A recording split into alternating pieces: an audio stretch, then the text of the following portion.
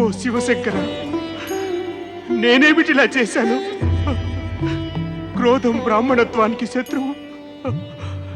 నేను అటువంటి క్రోధాన్ని నాకు ఆభూషణంగా చేసుకున్నాను. నన్ను క్షమించండి దేవాధిదేవా, నన్ను క్షమించండి.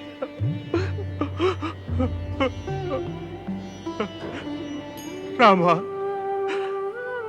నీవు ఏ విషయమై దుఃఖిస్తున్నావు? నా ఆజ్ఞను పాలించినందుక, లేక నీ మాతను సోదరులను పోగొట్టుకున్నందుక?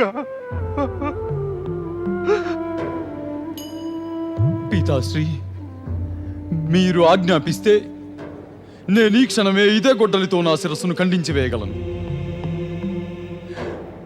మరి కానీ దుఃఖం ఒకందుకే. ఎవరిని పోగొట్టుకున్నామో మళ్ళీ వారిని పొందలేము. పుత్ర, నా ఆజ్ఞపై నీవు చేసినటువంటి కార్యం చాలా కఠినమైనది. నీ వంటి ఆజ్ఞాపాలుడైన పుత్రుణ్ణి పొంది నేను ఎంతో ప్రసన్నుడినయ్యాను. నేను ఇంతవరకు చేసిన పుణ్యం, చేసిన తపస్సు, వీటన్నిటి బలంతో నీకు వరాన్నివ్వాలని కోరికగా ఉంది. కోరుకో పుత్ర, నీ మనసులోని కోరికలన్నీ పూర్తి చేసుకో. నేను ఈ వేళ నీ అన్ని కోరికలను పూర్తి చేయాలని కోరుకుంటున్నాను.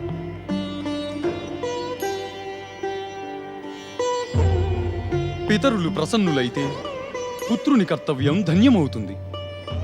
అవును వత్స, కోరుకో, ఏమాత్రమూ సంకోచించకు. పితాశ్రీ, నా మాతను పునర్జీవితురాలిని చేయండి. ఇంకా ఆమెకు నేను సంహరించిన జ్ఞాపకం ఉండకూడదు. ఆమె మానసిక పాపం నశించాలి.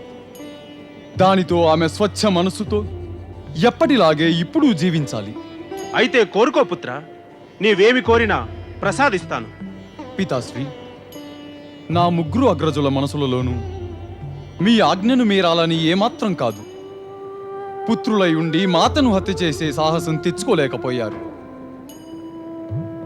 వారిని పునర్జీవితులను చేయండి పితాశ్రీ. ఆ సాహసం నీవెలా చేశావు? పితాశ్రీ, మీరు ఆజ్ఞాపించక ముందే నా మనసులో వీరికి ముక్తినియాలనే భావం ఏర్పడింది. ముక్త్యా? అవును పితాశ్రీ, నాకు తెలుసు. మా మాత క్షమించరాని అపరాధం చేసింది. ఇక నా ముగ్గురు భ్రాతలు మీ ఆజ్ఞను పాలించకుండా తమ భావి జీవితాలను పాపపంకిలం చేసుకున్నారు. మృత్యువు తప్ప జగత్తులో ఎట్టి ప్రాయశ్చిత్తము వారికి ముక్తిని ప్రసాదించలేదు. రామా? అవును పితాశ్రీ, అపరాధం ఇంకా పాపభావాలతో వీరు తమ భావి జీవితాలను కష్టాల పాలు చేసుకునేవారు. కాని ఇప్పుడు మీ యొక్క తపోశక్తితో వారికి కొత్త జీవితాలు ప్రాప్తిస్తాయి. అప్పుడు అందులో వీరి పాపాలకు ఎక్కడా స్థానం ఉండదు. నిన్ను చూసి గర్వంగా ఉంది రాము. నా ఇచ్చ ఏమంటే నీకోసం ఏదైనా కోరుకో. పితాశ్రీ, మీరు ప్రసన్నులైతే నాకు ఒక వరాన్నివ్వండి. దానివల్ల నేను యుద్ధ భూమిలో అజేయ యోధుడిగా ప్రసిద్ధి చెందాలి. నన్నెదిరించేవాడెవరు ఉండకూడదు. దానితో పాటు నీకు దీర్ఘాయుషు కూడా వరంగా ఇస్తున్నాను. ఓ పరమేశ, నాకు గనుక నీ మీద నిజమైన భక్తి ఉంటే, మీరే నా యందు నిజంగా కృపాళులైతే, నాకు నా పుత్రుని ఇచ్ఛాపూర్తి చేయగల శక్తిని ప్రసాదించండి. ఓం నమః శివాయ.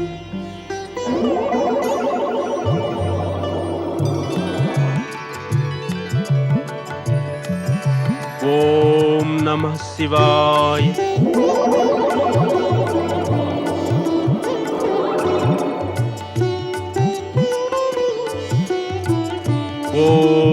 నమః శివాయ.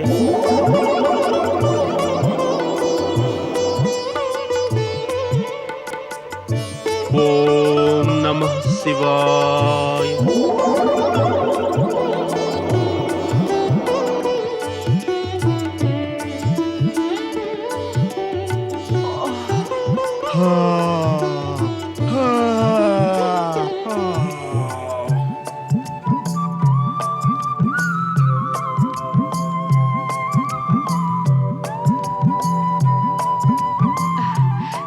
పుత్రా రామ, అనుకోకుండా మాకు నిద్ర వచ్చింది. నీవు మమ్మల్ని లేపలేదెందుకు? మాతాశ్రీ, నన్ను క్షమించండి. నేను మిమ్మల్ని మేల్కొలిపి కష్టపెట్టదలుచుకోలేదు. పితాశ్రీ, యజ్ఞకార్యాన్ని ఆరంభిద్దామా? ఓం నమః శివాయ. ఓం నమః శివాయ. ఓం త్రయంబకేశ్వరాయ నమః. శివలీలల వైచిత్ర్యంలోని ఉద్దేశ్యం సర్వదా లోకహితము, సర్వ శుభప్రదము అవుతుంది. కానీ ప్రారంభంలో శివలీలలు అనంత సాగరములా గంభీరంగా లోతుగా కనపడతాయి. వాటిని కొలవటం ఎంత బుద్ధి కుశలత కలవారికైనా అసంభవమే.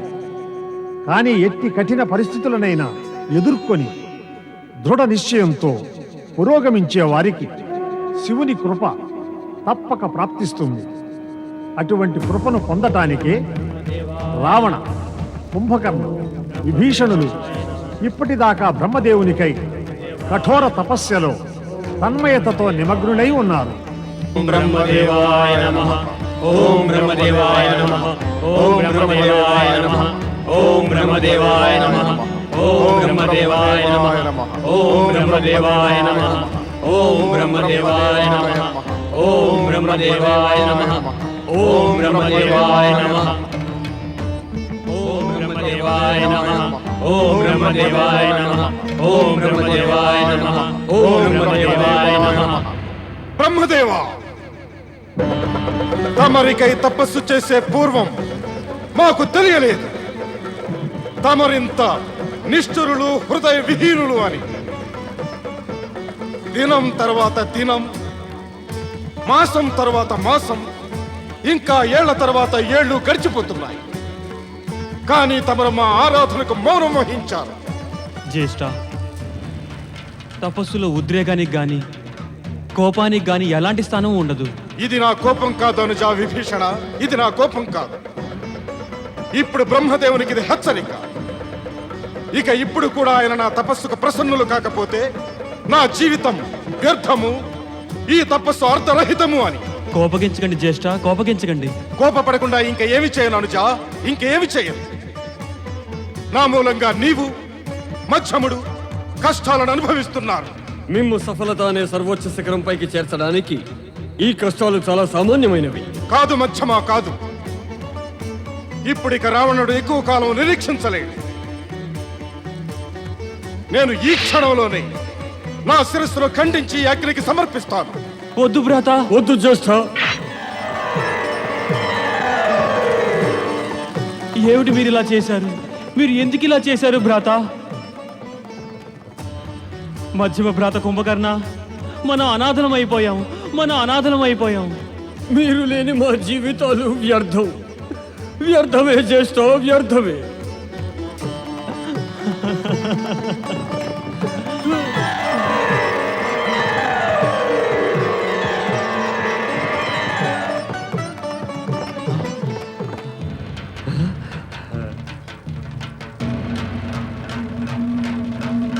భ్రాత,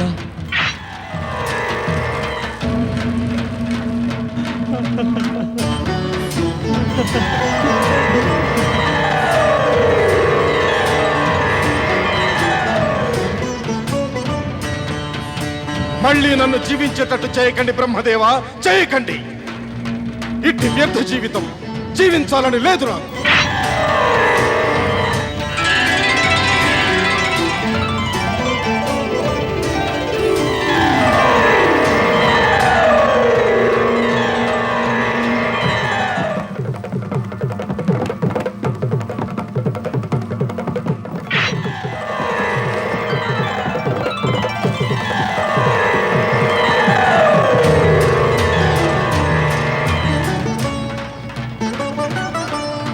వద్దు భ్రాత, వద్దు.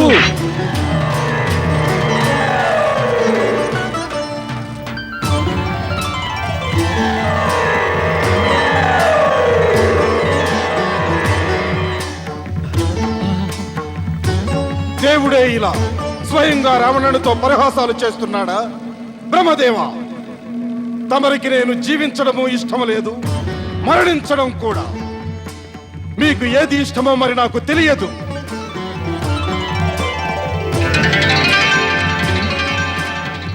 కానీ ఇట్టి వ్యర్థ జీవితం గడపడం నాకు ఇష్టం లేదు. ఆగురావణ, ప్రణామం పరమపిత. నీ జీవితం ఇలా నశించిపోవడానికి ఏమాత్రం కాదు. పరమపిత, మా పితామహులు మీకు మానసపుత్రులు అయినప్పటికీ మా తపస్సుకింత కఠినమైన దీర్ఘ పరీక్ష ఎందుకు చేశారు? వైశ్రావ పౌలస్త్య రావణ, తపస్య ఎంత దీర్ఘము కఠినము అయితే వరం అంత భవ్యమైనది లభిస్తుంది. మేము మీ ముగ్గురికి ఇచ్చిత వరాలను ఇస్తాము, అడగండి. మా జ్యేష్ఠ భ్రాత రావణునికి అపార శక్తి, విశ్వ విజయం, ఇంకా ఇచ్ఛానుసారంగా రూప పరివర్తన వరాలనియండి పరమపిత. మీ ముగ్గురు సహోదరుల అద్భుత ప్రేమను చూసి మేము ప్రసన్నులమయ్యాము. కానీ వరాలకు కూడా ఒక పరిమితి ఉంటుంది. పరిమిత? ఎలాంటి పరిమితి పాఠాలు బోధిస్తున్నారు? నిజం ఎందుకు చెప్పరు? మా శక్తికి భయపడి దేవతలే మాకు వరాన్నిచ్చే బదులు పరిమితి పాఠాలు బోధించమని అభిప్రాయాన్ని ఇచ్చారా? ఉత్తేజపడవద్దు వత్సా. మీరు ఉత్తేజపరిచే మాటలాడితే రావణుడు వినమ్ర మనస్కుడై నిలబడి ఉంటాడా? శాస్త్రాలలో నీతి జ్ఞానాన్ని స్పష్టంగా ఉల్లేఖించారు. ఎవరు ఏ భాషలో మాట్లాడితే వారితో అదే భాషలో మాట్లాడటం ఉచితమని. వరాలిచ్చేదానికి బదులు మీరు దేవతలకు అభయహస్తమిచ్చి మాకు పరిమితి పాఠాలు బోధిస్తే మా కోపం ఉచితమే బ్రహ్మదేవా. మాకీ విషయం తెలియనిది కాదు మహాపండిత రావణ. వేద శాస్త్రాలలోని జ్ఞానాన్ని నీవు కంఠస్థం చేసి పెట్టావని. కానీ నేను ఏ పరిమితిని గురించి ఉల్లేఖిస్తున్నానో దాని విస్తార వర్ణన ఆ వేద శాస్త్రాలలోనే ఉంది. జ్యేష్ఠ భ్రాత, పరమపిత ఏదో పరిమితిని గురించి ఉల్లేఖిస్తున్నారు. కొంచెం ఓపికగా విందాము. చెప్పండి బ్రహ్మదేవా, చెప్పండి. అనుజుడు విభీషణుడు చెప్పిన మీదట మేము పరిమితిని గురించిన ఈ బోధన కూడా మీ వల్ల పొందుతాం. కానీ తప్పకుండా జ్ఞాపకం ఉంచుకోండి, మాకు నీ వల్ల వరాన్ని పొందేటటువంటి అధికారం ఉంది. ఆ పిరికి దేవతల కుట్రలకు లోబడి మీరు మాకు ఇచ్చిత వరదానం ఇవ్వక మోసగిస్తే దాని పరిణామం మీ సృష్టికే ఎన్నడూ మంచిది కాదు. నేను నా తపాగ్నిని ప్రజ్వలింపజేసి నన్ను నేను మీ సృష్టితో సహా భస్మం చేస్తాను. రావణ,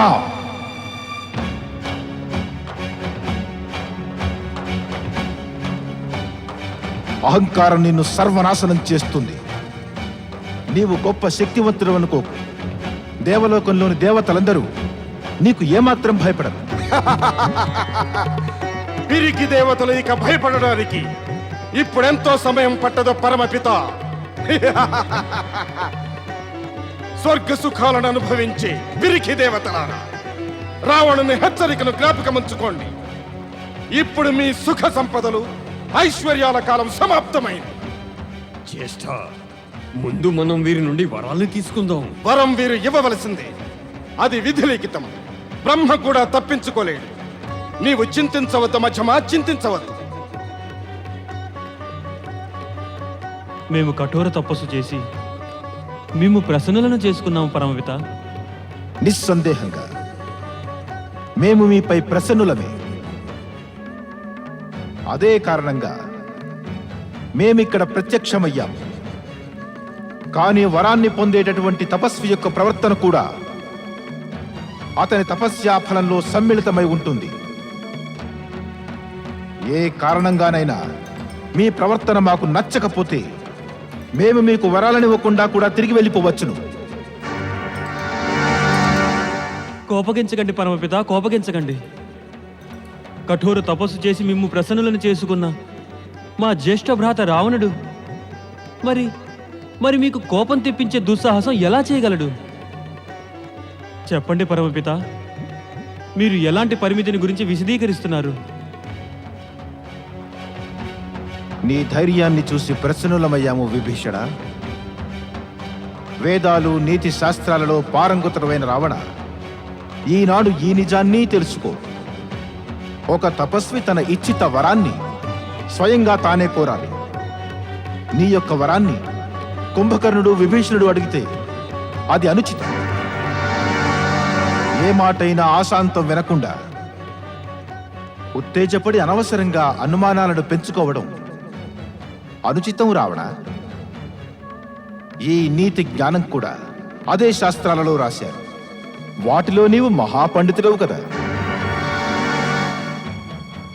మమ్మల్ని క్షమించండి పరమపిత. మేము మా పొరపాటును పూర్తిగా తెలుసుకున్నాము. మరి ఇప్పుడు శీఘ్రంగా మాకు వరాన్ని ప్రసాదించండి. అవశ్యం. విన్నారా దేవేంద్ర, మీరు విన్నారా? పరమపిత ఈ దుష్టరాక్షసులకు వారి ఇచ్చిత వరాలను ప్రసాదించడానికి అంగీకరిస్తున్నారు. మనకు రావణ విభీషణుల వల్ల అంత అధిక భయం లేదు. ఈ భయంకర శక్తి సంపన్నుడు కుంభకర్ణుని వల్లనే భయం. అవును దేవేంద్ర, వరాన్ని పొందే ముందుగానే 1000 ఏనుగుల బలం తన భుజాల్లో ధరించిన కుంభకర్ణుడు సముద్ర మదనంలో తానే సమర్థుడయ్యాడు. అతనికి వరం గనుక ప్రాప్తిస్తే తాను ఒక్కడే తన భయంకర రాక్షసత్వంతో వరప్రసాదిత శక్తితో సంపూర్ణ జగత్తును మదనం చేసేస్తాడు.